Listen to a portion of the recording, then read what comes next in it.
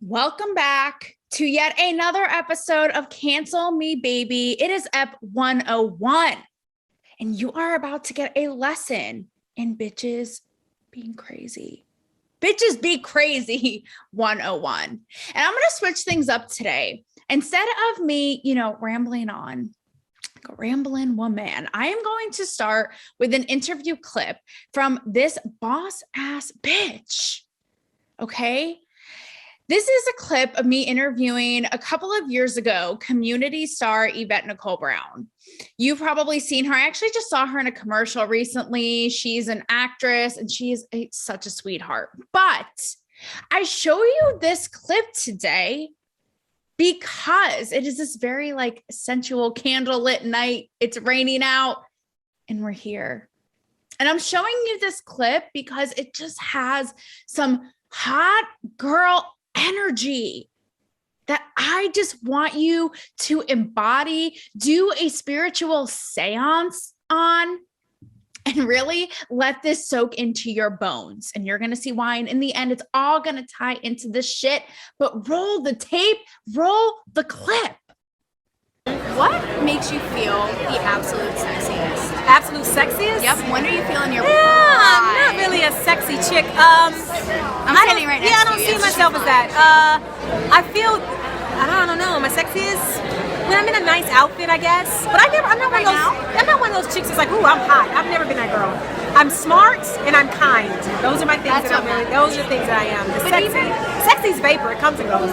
But even when you're in hot out of the shower, like in your birthday suit. Yeah, I'm not one of those feeling myself chicks. Just not. But you have you just said you got brains. I'm smart and I'm kind. That's what we need. And I've got a great smile. Can we see it up close? So if your ears deceived you, what you hear there is me asking Yvette, when do you feel sexiest? When do you feel, is it when you're getting out of the shower? And she's like, that hot girl shit for me, I'm smart and I'm kind and everything else can fuck right off. That is what I'm talking about. She just owns it.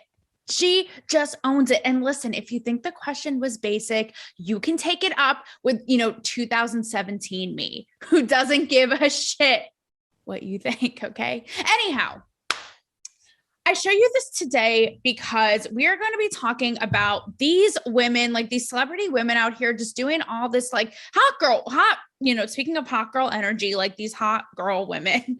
I'm just making this shit up. Okay. Acting all kinds of kind of crazy. And it needs to be addressed. And it all happened in this 1 week. Okay. And how did it start off? How did it blast off? With the epitome of the, hot girl Instagram model, Emily Ratajkowski. Now, Emily Ratajkowski got her start by, if you remember, Robin Thicke's Blurred Lines model. She's kind of bouncing around. She's got the titties. I mean, let's say it for what it is. Okay. Emily Ratajkowski is fucking gorgeous. She is absolutely beautiful. That quintessential IG model, the whole thing. You have the pouty lips, like I said, the tits, the small waist, this gorgeous brown hair, big eyes, the whole thing. Well, Emily wrote a book. It's called My Body. It's a collection of essays and it came out this week. Okay.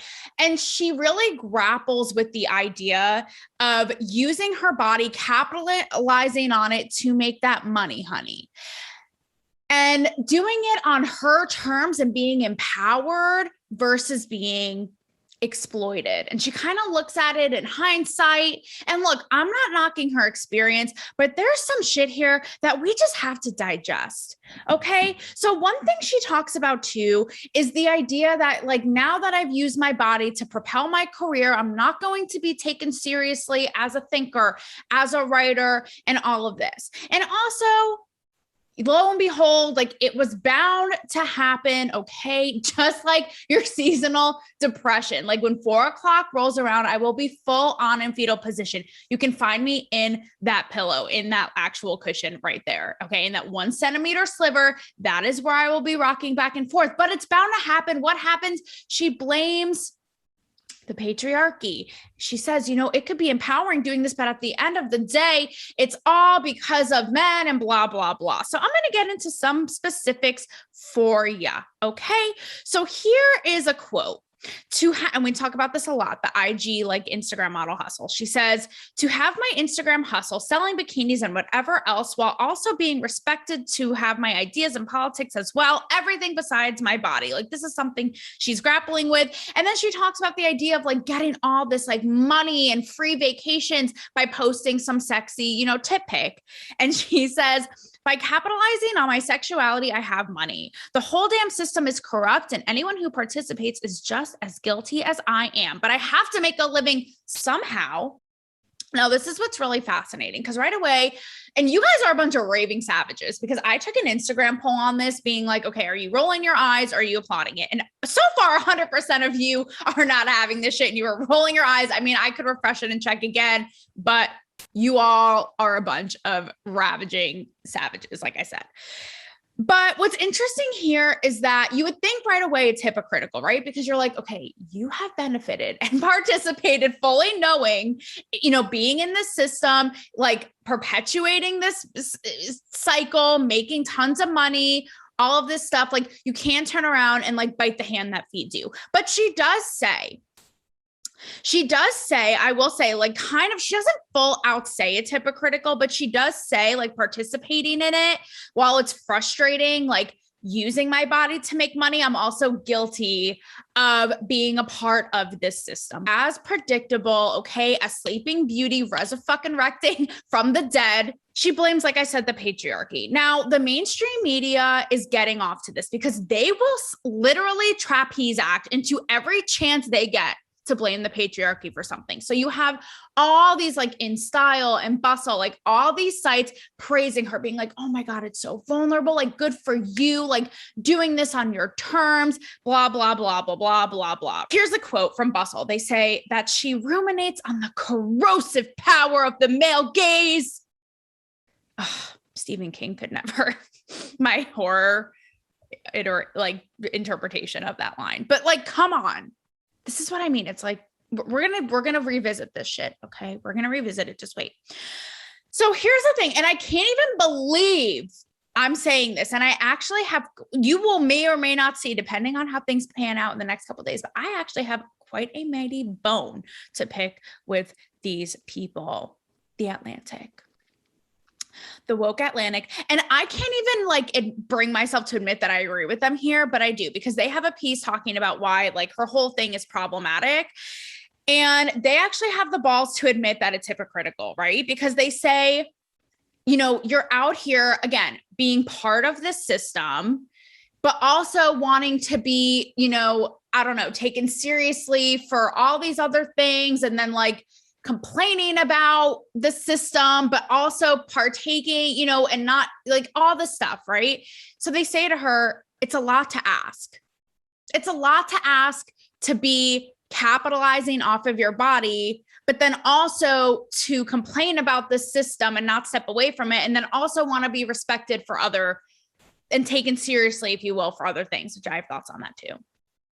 Just wait. Okay, hold on to your training bras. And they also say, this was a good point too. They're like, by nature, it's kind of hard to digest this because in and of itself, I mean, the book is called My Body, but the Atlantic makes a point of being like, okay, but like there's even a line in there. It's like, you could have talked about like if you want to be taken seriously again for your thoughts, your ideas, your politics, your whatever, include some of that. Like every single essay is about her body. And even in the Atlantic piece, it says like, I would have fancied a line about like the trees or coffee or the way the wind is blowing that day, like literally anything. But so again, it's kind of hard to be like, okay, but all things lead to and from, your body in this piece. So there's that. So okay, there's obviously like the mainstream though, like I said, doing a hula hoop synchronized swimming routine to celebrate this. Okay. Because it's like, again, good for her for saying, screw you to the patriarchy for making me do this and show my body for profit. Okay. But then you have the right.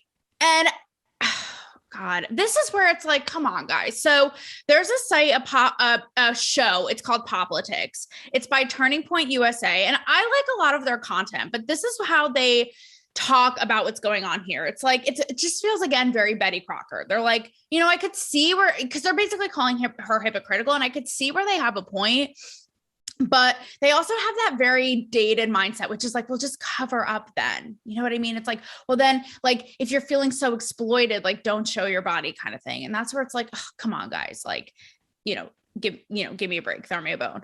But they do make a good point, which it really actually got me thinking, because they basically said, if you really want to stick it to the quote patriarchy, then why don't you deny them the thing that you say they want, which is your hot naked body?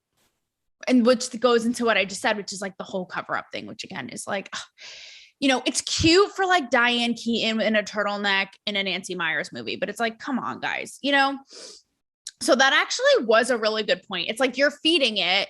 If you really want to say fuck off, and if you're not doing it quote on your terms, then don't do it. Like, that's the ultimate FU, right? Is to deny them the chance to whack off to your gorgeous tits. Like, here's my thoughts on all this. Okay. Here's my thoughts. So number one, I don't like her idea of like, you have to literally be, exposing, you have to be showing your ass crack to make a living. Otherwise, you will be on food stamps. Like, there's no in between. And that's where it's like, come on, like this idea that's like, like, first of all, girl, I reference you to my Playboy feature. Like, I will send you a copy via carrier pigeon. It's fine. Like, to prove, you can do both. You can do both. But I just deny that idea, because it's like, look at all of the women who prove otherwise. Jenny McCarthy, like, one thing, she is out here with her tits coming off of a Playboy page and onto your eyebrows, posing left, right, and sideways. And she's also a smart lady. She has a Jenny McCarthy show, a very successful show. Actually, I don't know if it's still running, but neither here nor there. I digress. On Sirius XM, I bring up this example a lot, but Kim Kardashian, you can knock her, but guess what? While you're knocking her G-string, photo extravaganza on Instagram, she is over here taking the bar and going to law school and it's going to school your ass in the courtroom. So I don't buy that. Also, one of the most iconic, again, like, honor your ancestors, okay, is Cindy Crawford, one of the most iconic models of all time, a poster girl for profiting off of her looks and her appearance and her body. This bitch was the valedictorian of high school. I know you made the honor roll, but no one cares, including Cindy C. And she also studied at Northwestern. And also, here's what's interesting is Emily Ratajkowski herself. I mean, you could tell she's a smart woman. From the excerpts I've seen, her writing ain't too far. It's pretty good. It's no Shakespeare, but who the fuck is? But she was a UCLA undergraduate, I think, at the time when she went for the Blurred Lines video. Okay. And she was pursuing art history. So clearly, like, this whole thing of like aesthetics and art, fascinates her. But, girl, don't put yourself in a box, even though people want to see your box. My point is, like, you are feeding into this idea that it has to be one or the other. And honey, I will tell you today, you're sorely mistaken. Okay. And here's number two. Blaming the patriarchy for everything. I mean, it is just such a cop-out. It is older than Gandalf the Grey. Okay. I mean, it's like, we've heard it. And it's also like, number one, as somebody who's posed nude, okay, I can say, like, there is something when it is truly on your own terms that is empowering about it. And that feels good about objectifying yourself. So again, it's like that idea of going back on it, or biting the hand that feeds you, right? It's like doing it, but then turning around and being like, no, I didn't really like it, or it didn't actually feel good. Or at the end of the day, it's just to satisfy the male gaze. It's like, nah. And you know what? Again, this goes back eons. We, women, men, theys, thems, anyone, like, we love seeing women are gorgeous. Women are beautiful. So that's why I hate this whole idea of like the male gaze. It's like, what about, the broad was covered up, but the Mona Lisa, that probably isn't the best example. But that painting of like the Venus, right? When she's on the seashell, I'll pop it up here. But it goes back years and years and years of women in their nude, honest, as God gave them form. Like there is something so beautiful about it that we are just drawn to. Again, no matter who's looking at it, because it's gorgeous. So it's like, okay, it's not just that you're satisfying a male need.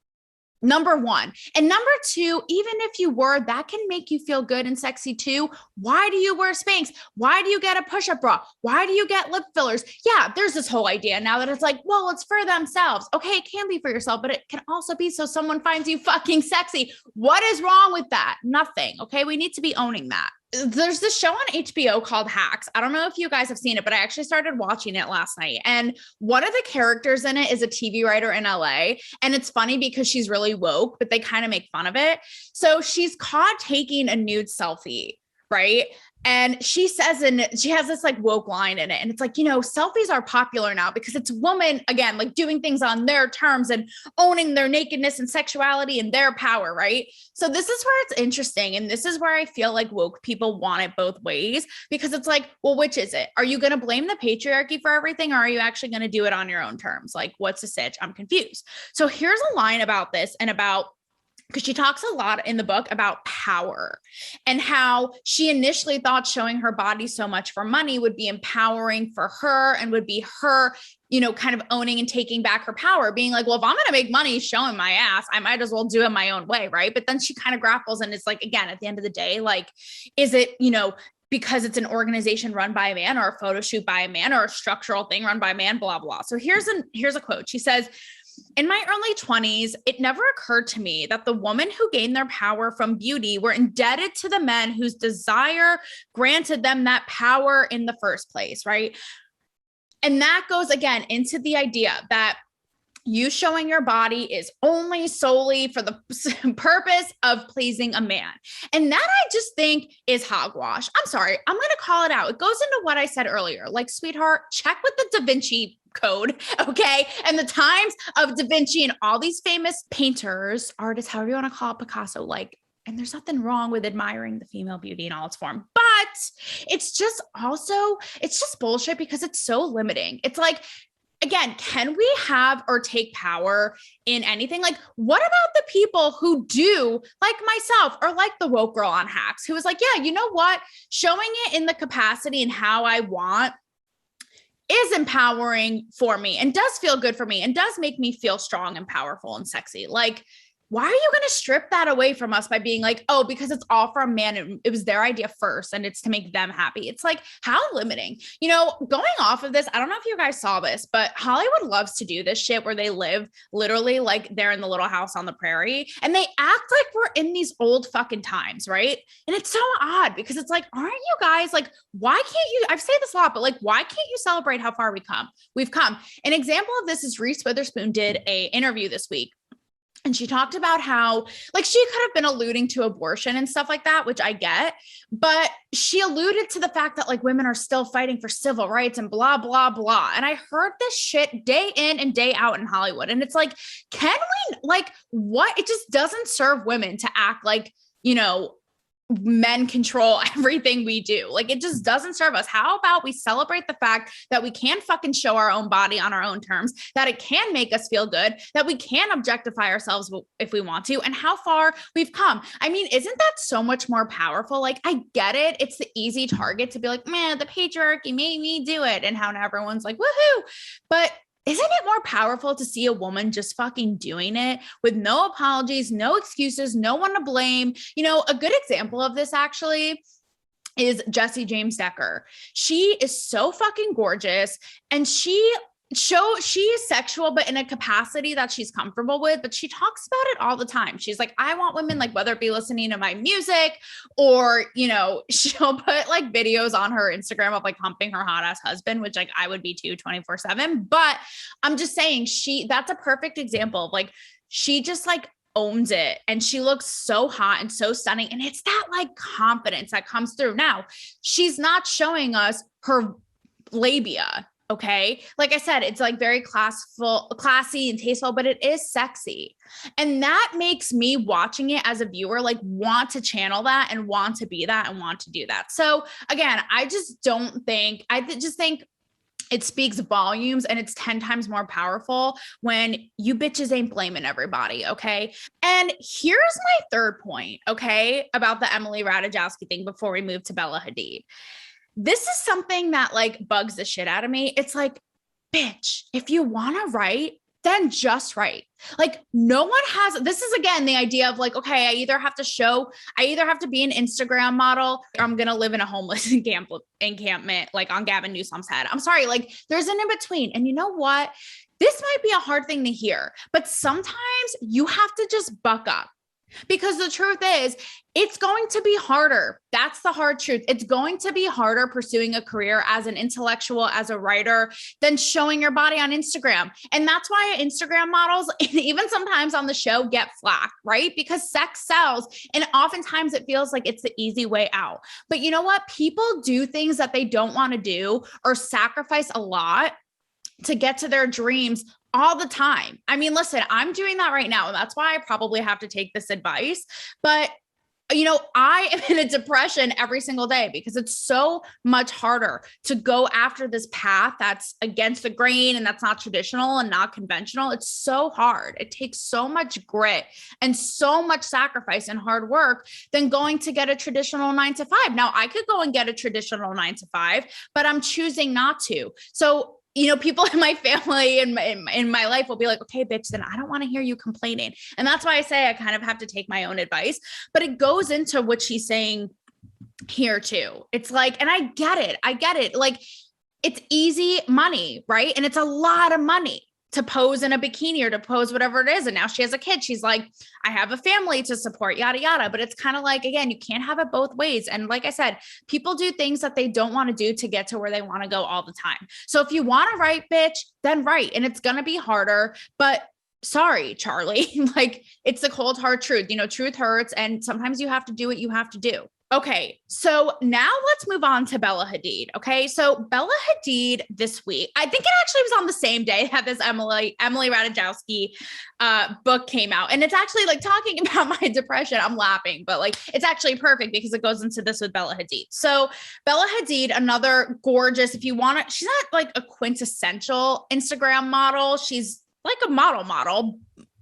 God, no shade to the IG models, but sort of. So but she will post gorgeous stuff on IG too, right? But she's a legitimate model. Okay. And she posted a slide post this week, and there are 9 photos of her crying. And she's talking about her mental health and depression. And it says, if you feel lost, confused, not really sure why you're here, that anxiety, like everyone is feeling that and trying to cover it up in some way. Or Willow Smith said this and she quoted it, but either way, it's very existential. It's very much my diary. And she is just grappling with life. Okay. And she says, social media, it's a very long caption. She says, social media is not real. For anyone struggling, please remember that. She talks about chemical imbalances in the brain and mental disorders. And, you know, I am not knocking at all. And I have on the show, I've alluded to my own struggles, especially now, given that, you know, with the pandemic and being so withdrawn from society and, you know, my life being turned upside down, like so many people, you know, and trying to grapple with that now and cope with that. I mean, it is brutal. Like, and I don't tell you guys the extent because I like the show to be like a fun and thoughtful escape, and like I try to keep it upbeat, but it's very, very real. Like I don't document it like Bella Hadid. That's just not my style, but like literally have cried 6 out of 7 days in the last week. Okay. So that I am not knocking at all. And I totally honor her experience.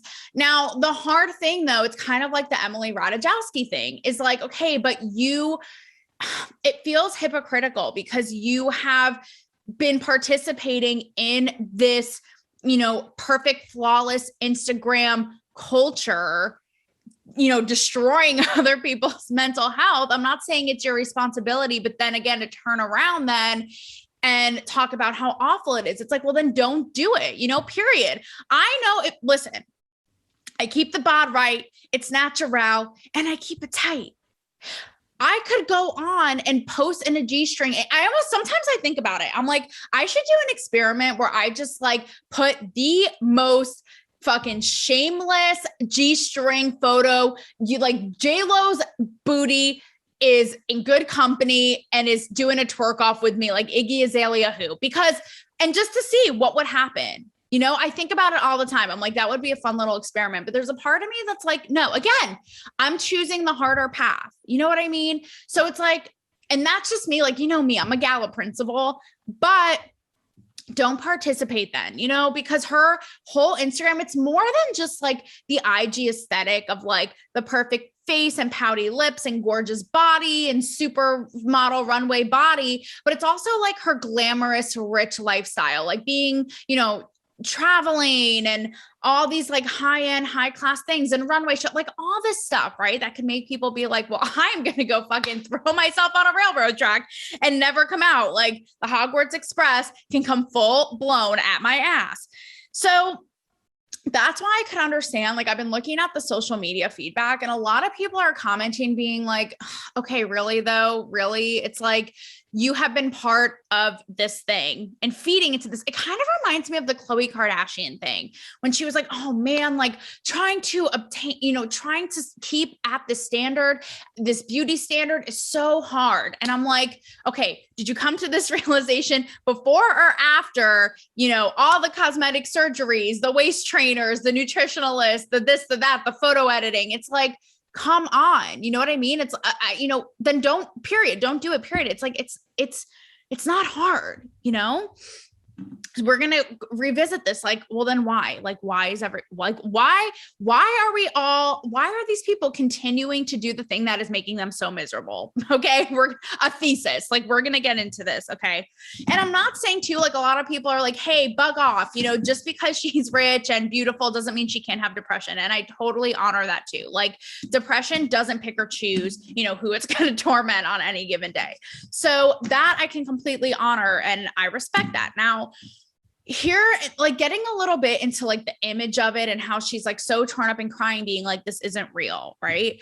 So like, again, I'm not saying that this falls on them and it's their responsibility. I mean, this isn't Nobel Peace Prize winners. Like these are models and celebrities we're talking about. Okay. So it's like, let's not put that much weight on them, but I'm just saying, this is where it bugs me. And I talked about this in the Khloe Kardashian episode, but think about how many young people are affected by the stuff that they post. Now, we know, first of all, the plastic surgery in that Kardashian face is like flying off the shelves. Okay.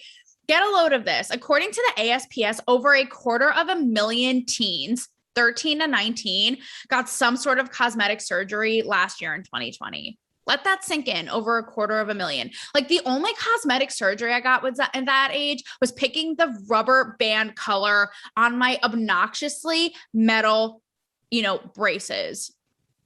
Like, I am sorry for any of the blowjobs that occurred in that period of my life. Okay. But here are some of them too, here that were common: nose job, ears pinning back, chin augmentation, boob augmentation. Okay. There was even a woman who paid like $15,000 to look exactly like Bella Hadid. And she looks exactly like her. Now, here's my problem, again, is like denying it, right? And passing it off as real, because these people look at it and these young girls look at it and they want to look like that and they think that it's doable. So in 2018, in an InStyle piece, she like refuted these, like tried to act like she did not do anything ever. She said, like, doubles down on it. She says, people think I got all this surgery or did this or that. And you know what? You can do a scan of my face, darling. I'm scared of putting fillers into my lips. I wouldn't want to mess up my face. And that's where it's like, okay. And that's where like, I could see both sides where it's like, you know what? She doesn't owe anyone an explanation. Like, it's her privacy. It's her decisions. Like, you know, like a little thing I like to call vax mandates. Like, you don't owe anyone any explanation of your shit or what you're putting in your body. But I do feel like there's a different, you know, you're a public figure on a huge, huge platform, affecting these people when we are in like a mental health crisis. Okay. This turn of the century. Let's talk about mental health really quickly while we're at it, because that's what she's talking about in this post, right? Is obviously she's suffering from something, mental health. Now, obviously, because of the pandemic, it's just awful. Hospitals have seen more mental health emergencies among kids. Obviously goes without saying. Okay. So this is between March and October. So when the pandemic really started in the fall last year of 2020, the I can't even imagine now. Okay. So this was just from last year. ER visits from children's mental health emergencies rose by 31% for ages 12 to 17. And get a load of this. Okay. For girls ages 12 to 17 in early 2021, so early this year, visits to the ER, okay, for suspected suicide attempt was up 50% than that same time 2 years prior in 2019. 50%. Think about that. Okay. 50% increase of young girls attempting suicide. I mean, there's a million reasons for this. It's not just social media. It's not solely Bella Hadid. Like I said, being withdrawn from society. I mean, all these things, the list goes on and on. Like it is just awful. But it's a real problem. And this is part of that problem. And again, it doesn't serve us to act like it's not. I mean, this is even from the CDC, questionable as fuck, but here goes nothing. And this is from 1 week. Again, you can only imagine now. This is from 1 week in June of 2020. They reported 40%, almost half of adults now, not children, was experiencing some kind of mental illness or mental health struggle problem, anxiety, depression. It goes on and on. We've heard doctors talk about how they're prescribing these kind of medications, like again, flying off the shelves. So it's just a real problem. And this is when I ask these people like Bella Hadid, like, it kind of goes into that episode I did a week or so ago about the Instagram model who did a full blown photo shoot under a sprinkling shower in a bikini, but talking about self-harm. It's like, okay, guys, at some point, when do we realize, is it the chicken or the egg? At what point do we realize, it has to do with the other, it could be impacting other people. And if you're perpetuating a cycle, that's obviously really affecting you and making your life horrible and making you feel really shitty. And it's really hurting you and causing you suffering. You know what I mean? So that's that. Now, on a flip side, okay, I want to talk to you about this older woman. She's a model. Her name is Paulina Poroskop. I probably just, butchered her name, honestly, harder than a filet mignon, but she's a 56-year-old. And she posted a photo in a bikini this week. Again, all the shit went down this week. I don't know what's popping, but these ladies are out here to be seen, okay? And she looks gorgeous. She, honestly, what Baywatch who? She's 56 in a bikini, looks flawless. So what happened? She got trolled. People called her a desperate grandma. One person was like, oh, it's okay to objectify again. And she just full blown owns it. She writes a very thoughtful, a couple paragraphs to go with the piece, just owning it. It's super thoughtful. And she's just no apologies, ho. And it really got me thinking, right, about this generational age gap. This is where part of me is wouldn't it be nice if we were older, then we wouldn't have to wait so long?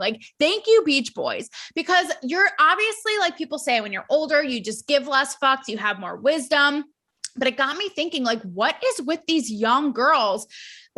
That's going to go for any generational gap, right? But especially now with social media and all of this toxic shit, it's what is it with young girls being part up and swept up in some kind of system that they later, that they regret or that makes them feel awful? It's what do we have to prove? So here are my, this is crazy, but the girl from Call Her Daddy, Alex Cooper, this bitch went from literally exploiting and detailing every blowjob she's ever given to talking about mental health. So you're seeing this happen all over the place, right? It's really crazy. Again, older women, even Yvette, I bring it back to the beginning, right? With her just being so sure, I have nothing to prove. My brains is what makes me sexy. If you don't like it, bug right off. And it's they have such a great grasp. It's that confidence, right? Of what they will and won't choose to be a part of, to, exercise what makes them feel good. So here are a few questions I'm going to leave you all with. Number one, why is everybody, why are these young girls perpetuating it, right? And being part of a system that obviously is destroying, whether it be showing their bodies, whether it be Instagram, whether it be putting up perfect images all the time. And not being a little more honest if it's even destroying themselves. not to mention all the millions of people who follow them, but their own selves, right? So why perpetuate it then? Okay, what do you have to prove? Is there something to be said about, exploiting yourself and then feeling shitty about it later? You know what I mean? Like the Emily Ratajkowskis, again, being part of it and being like, swept up in it, however you want to call it, and maybe feeling good or not in the moment, and then later turning around and blaming the system or blaming somebody else and feeling like shit. Again, it's like, why do it in the first place? Okay. Part of me thinks, is it this like instant gratification that we're living in now? Like, yeah. I'm going to do this. I'm going to post this photo and it's going to get 1 million likes, going to blow up. Like E-News is going to be having a field day and jerking off to this. Like, is it that idea of the instant gratification of being liked, of portraying yourself as perfect, right? That women, it seems like, aren't fully making really good decisions in the moment. That's what I want to do. I want to empower women to make, like these older women, right? It shouldn't have to take this long to make really solid choices that you fucking feel great about in the moment and looking back however many years later, not looking back 10, 20, 15 minutes later, hours, days, years later, and regretting it or blaming somebody else, but fully having the confidence to own it and feel good about it when it comes down to it in the moment. So ladies, I ask you, take a breath. Okay. In this world of instant clicking and scrolling and all of this bullshit that I am going to blame this man now, that this monster devil reincarnated Mark Zuckerberg, like alien who doesn't blink, has created. Okay. Despite all of that and all this impulsive shit that we do, I ask, can you take a step and fully own and appreciate and honor and be excited about the choices that you make? I don't give it. You want to listen to blurred lines, while you're making those choices, while you're on your run, while you're doing whatever you got to do, while you're on your commute to your job you may or may not hate. I don't give a fuck. Okay. I don't care. But all I ask is you take a breather, place the ADD aside for a second, and really think about it and own it.